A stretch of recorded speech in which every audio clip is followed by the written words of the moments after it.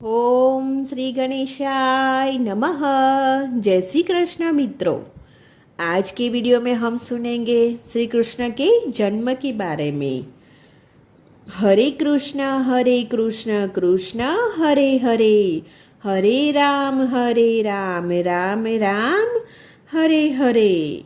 जन्माष्टमी यानी कन्हैया का जन्मदिन भाद्रपद माह के कृष्ण पक्ष की अष्टमी तिथि को मनाया जाता है। इस दिन भक्त मध्य रात्रि में कन्हैया का श्रृंगार करके भोग लगाकर उनकी पूजा अर्चना करते हैं। इसी के साथ कन्हैया के जन्म की कथा सुनते हैं। मान्यता है कि कन्हैया जन्म की यह अद्भुत कथा सुनने से मात्र से ही सभी पापों का नाश हो जाता है। साथ ही मुरली मनोहर की कृपा से जीवन में सुख, शांति और धन ऐश्वर्य का वास होता है। तो आइए जानते हैं क्या है जन्माष्टमी की यह व्रत कथा। कृष्ण है जिनका नाम है गोकुल उनका धाम, ऐसे गोपियों के श्याम कृष्ण को सब जन का प्रणाम। आप सभी को कृष्ण जन्माष्टमी की शुभकामनाएं। स्कंद पुराण के अनुसार द्वापर युग की बात है। तब मथुरा में उग्रसेन नाम के एक प्रतापी राजा हुए, लेकिन स्वभाव से वह सीधे साधे थे। यही वजह थी कि उनके पुत्र कंस ने ही उनका राज्य हड़प लिया और स्वयं मथुरा का राजा बन बैठा। कंस की एक बहन थी जिनका नाम था देवकी। कंस उनसे बहुत प्रेम करता था। फिर देवकी का विवाह वासुदेव से तय हुआ। तो विवाह संपन्न होने के बाद कंस स्वयं ही रथ हाँकते हुए बहन को ससुराल छोड़ने के लिए रवाना हुआ। स्कंद पुराण के अनुसार जब स्कंद बहन को छोड़ने के लिए जा रहा था, तभी एक आकाशवाणी हुई कि जिस बहन को वो इतने प्रेम से विदा करने स्वयं ही जा रहा है, उसी बहन का 8वां पुत्र तेरा संहार करेगा। यह सुनते ही कंस क्रोधित हो गया और देवकी और वासुदेव को मारने के लिए जैसे ही आगे बढ़ा, तभी वासुदेव ने कहा कि वह देवकी को कोई नुकसान न पहुंचाए। वह स्वयं ही देवकी की 8वीं संतान को कंस को सौंप देगा। इसके बाद कंस ने वासुदेव और देवकी को मारने के बजाय कारागार में डाल दिया।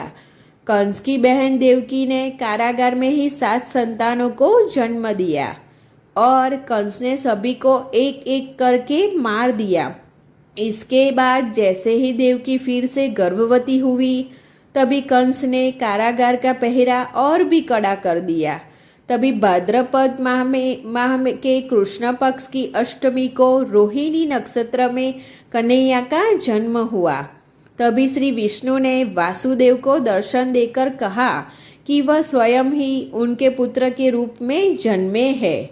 श्री हरि ने वासुदेव जी से कहा कि वह कन्हैया को वृंदावन में अपने मित्र नंद बाबा के घर पर छोड़ आए और यशोदा जी के गर्भ से जिस कन्या का जन्म हुआ है उसे कारागार में ले आए। यशोदा जी के गर्भ से जन्मी कन्या कोई और नहीं बल्कि स्वयं माया थी। यह सब कुछ सुनने के बाद वासुदेव जी ने वैसा ही किया। वासुदेव जी ने जैसे ही कन्या को अपनी गोद में उठाया, कारागार के ताले खुद ही खुल गए। पहरेदारों को अपने आप ही नींद के आगोश में आ गए। फिर वासुदेव जी कन्हैया को टोकरी में रखकर वृंदावन की ओर चले। कहते हैं कि उस समय यमुना जी पूरे तूफान पर भी तब वासुदेव जी महाराज ने टोकरी को सिर पर रखा और यमुना जी को पार करते नंद बाबा के घर पहुँचे। वहाँ उन्होंने कन्हैया को यशोदा जी के साथ पास रखकर कन्या को लेकर मथुरा वापस लौट आए। स्कंद पुराण के अनुसार जब कंस को देवकी की 8वीं संतान के बारे में पता चला, तो वह कारागार पहुंचा। वहाँ उसने देखा कि 8वीं संतान तो कन्या है, फिर भी वह उसे जमीन पर पटकने ही लगा कि वह माया रूपी कन्या आसमान में पहुंचकर बोली कि रे मूर्ख, मुझे मारने से कुछ नहीं होगा। तेरा काल तो पहले से ही वृंदावन पहुंच चुका है और वह जल्द ही तेरा अंत करेगा। इसके बाद कंस ने वृंदावन में जन्मे नवजातों का पता लगाया। जब यशोदा को लाला का पता चला तो उसने उसे मारने के लिए कई प्रयास किए, कई राक्षसों को भी भेजा, लेकिन कोई भी उस बालक का बाल भी बांका नहीं कर पाया। तो कंस को यह एहसास हो गया कि नंद बाबा का बालक ही वासुदेव और देवकी की 8वीं संतान है। कृष्ण ने युवावस्था में ही कंस का अंत किया। इस तरह जो भी यह कथा पढ़ता है या सुनता है, उसके समस्त पापों का नाश होता है, साथ ही सारे कष्ट दूर होते हैं। कन्हैया की कृपा से व्रती के जीवन में सुख समुद्री का वास होता है। नंद बाबा के घर आनंद भर्यो, जय कन्हैया लाल की जय, बोलो गोपाल की।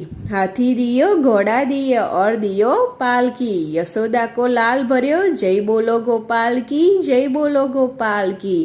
कृष्ण जी का कदम आपके घर आए, आपको खुशियाँ का दीप जलाए, परेशानियाँ आपसे आंखें चुराए। कृष्ण जन्माष्टमी की आप सबको शुभकामनाएं। हैप्पी जन्माष्टमी। आपको मेरा ये वीडियो अच्छा लगे तो आप लाइक और सब्सक्राइब जरूर करना। धन्यवाद। जय श्री कृष्ण मित्रों।